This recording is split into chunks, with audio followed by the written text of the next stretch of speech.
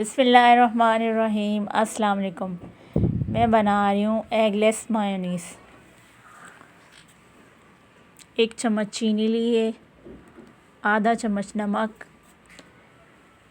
1 प्याला दूध और 2 प्याले कुकिंग ऑयल, 1 चम्मच विनेगर शामिल करूँगी।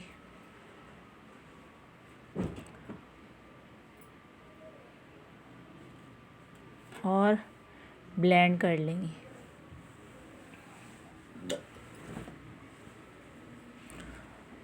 दो से 3 मिनट तक हम इसे ब्लेंड करेंगे। वक्फे वक्फे से चलाएंगे हम।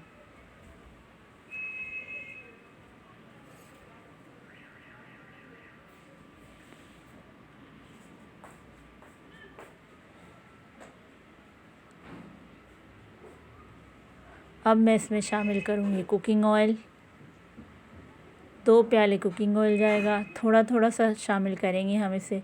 तकरीबन 6 से 7 मिनट लगने चाहिए।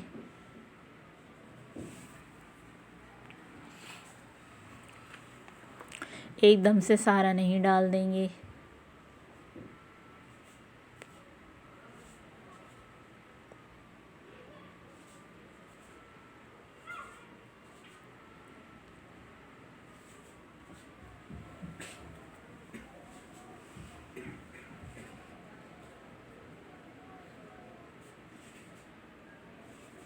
हमारी मज़ेदार सी होममेड मायोनीज़